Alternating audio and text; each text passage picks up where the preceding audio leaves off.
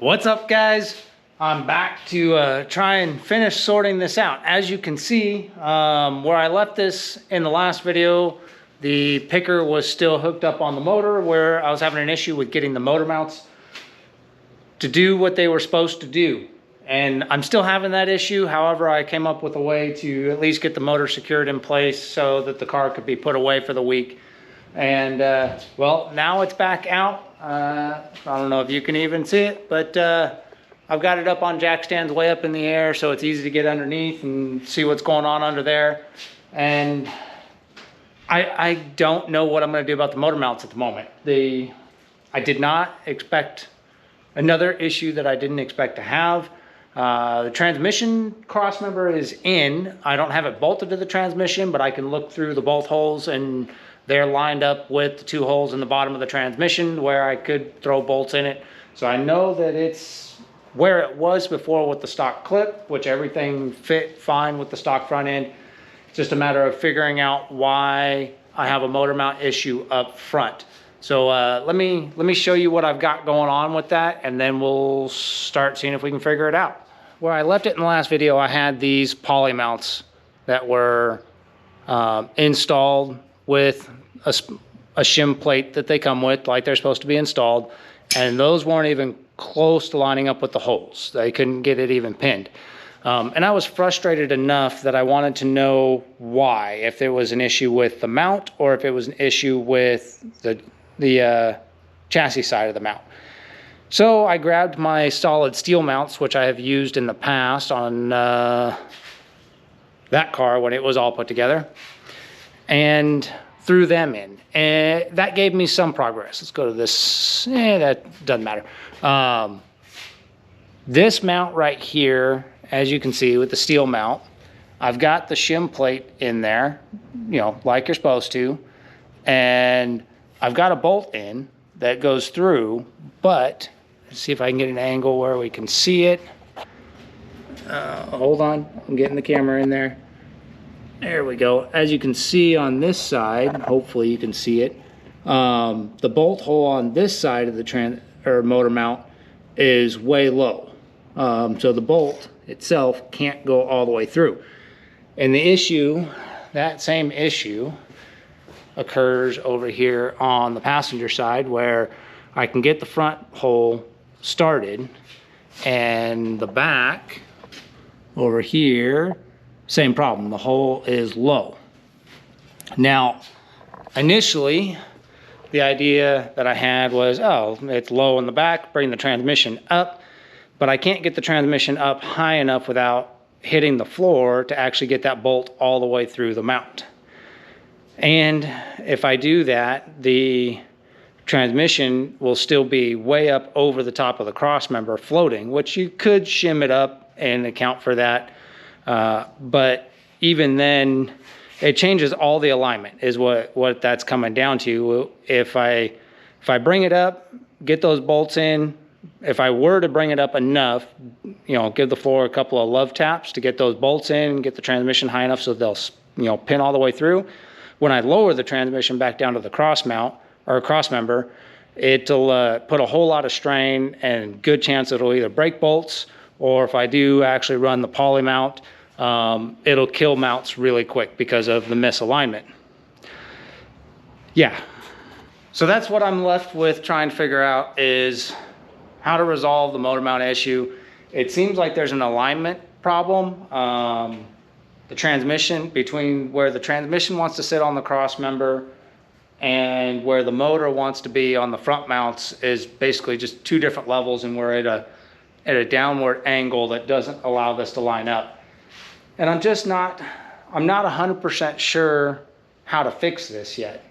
I mean, one thing that I could do is I could cut the mounts off the chassis and re-weld them at a slight angle that lines up with the motor mount. That is one possible solution. I'm curious if there's other possible solutions I haven't seen yet, but that's where I'm at. So what I'm gonna do first, before I start modifying anything to make this work, is I'm gonna grab the intermediate shaft for the steering. I'm gonna put that in. I'm gonna put the headers in and see where everything lines up, see what the spacing looks like, and try and figure out exactly what it is that needs to move or modify or be modified to make this work. This is another one I wasn't ready for. I didn't think bolting the motor in on the mounts was going to be this much of a hassle, but this car has been nothing but hassles all the way through, so I really shouldn't be surprised. No doubt it's got more things that it's going to throw at me as we try and get it put back together. Anyway, let me grab some parts. We'll start slamming them on there, and I'll give you an update once we get there. It is warm enough out that I probably won't do too much as far as time-lapse videos, just kind of step-by-step updates as to where we're at, because my camera doesn't just like to run for a long time without overheating. Anyway, I'm working on a solution for that, so not that that really matters. Anyway, I'm gonna get to work. That's what I'm gonna do. Well, it's update time. Yeah, I didn't get very far, and I don't know that I'm actually going to be able to do too much more without ordering up some parts, because I just don't think that what I have is going to work. Sorry, I'm rolling around on a shop stool, so there's probably extra noise. Kick the cherry picker out of the way. So I don't want to screw with the motor mounts until I can get the steering and the headers in, because I do think I'm going to do something about modifying the motor mount so that it's happy with where the transmission mount is, because I know that the alignment on the back end is all good. So I don't know exactly what that's going to be. However, the headers that I have, both this black painted set right here and those ones over there, which are Chevy II headers, but they're stock front clip headers, and this is obviously not a stock front clip. Neither one of them are going to work. They both interfere with the steering intermediate shaft, enough so that I'd pretty much have to collapse one of the tubes completely to have a clear path for the steering. So I can't hook the steering up, which means that I can't finish checking the clearances and make sure the motor's in a happy spot. That's not going to cause problems, because the headers are in the way, and I don't want to commit to changes until I know that they're actually going to work. Otherwise, who knows, I might change something that bites me in the back end. So that's where I'm at the moment. Trying to figure out what it is I can do. Really not much, I guess. Until I get this sorted out, I can't continue on with setting up the front end. Actually, you know what I can do is, oh man, the headers are going to affect that too. I can't do the shift linkage off the new column until I have the headers I'm going to run, because I have to make sure it clears the primary tube on the number 7 cylinder. So we're stuck on that too.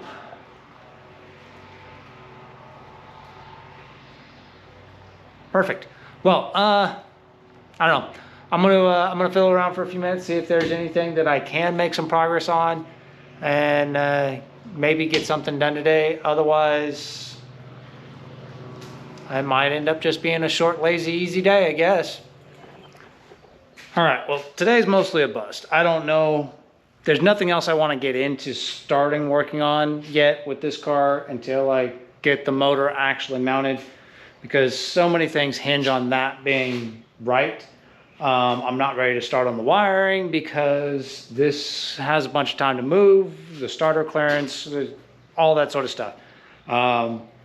Fuel line plumbing, again, until I have the headers I'm going to run and I can make sure the fuel line routing is happy where I want it, there's no reason in doing that. Same with brake lines. So it's a bust. Today's a total bust, but I'm refusing to go out without at least a small inkling of some sort of progress. So one thing that I did is, for the first time since the car's had weight on it, had a drivetrain on it, I actually put it, I'm trying to get further away from the car so you can see the whole thing. I put it all the way down on the ground. And granted, it doesn't have the front sheet metal or any fluids, so there's going to be a little bit more weight on the front end, probably sag it another 1/4 inch, 1/2 inch at max. But there's what our ride height's gonna look like. So I'm real happy with that. I don't know if I've got drop spindles or what is in this used Heidts front end that I got, but whatever it is, it's just right. The ride height is gonna be really, really good. The oil pan clearance is going to be somewhere between 4.5 and 5 inches. Right now it's sitting at 5 inches on the oil pan for clearance, which is excellent.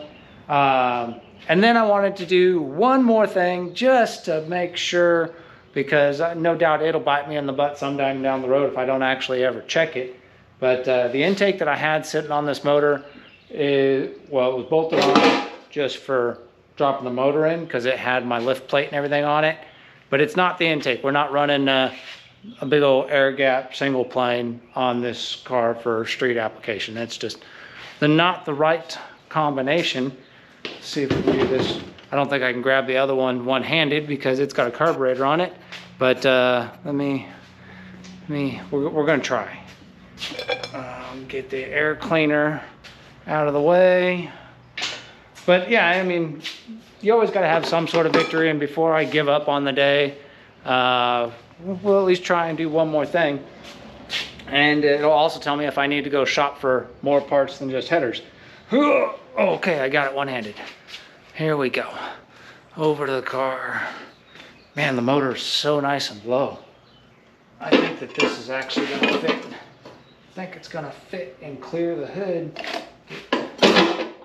Go. It's under the edges of the valve covers. And oh, I put it in backwards. Hold on, I gotta turn it around. Oh, crap. All right. And my camera's probably all over the place right now. I'm sorry about that. It's kind of the whole one-handed thing. And there we go. All right. All right. Oh, air cleaner. I need the air cleaner again.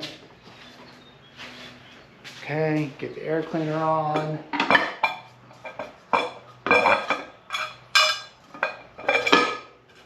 Ooh, that is going to be real close on the hood clearance.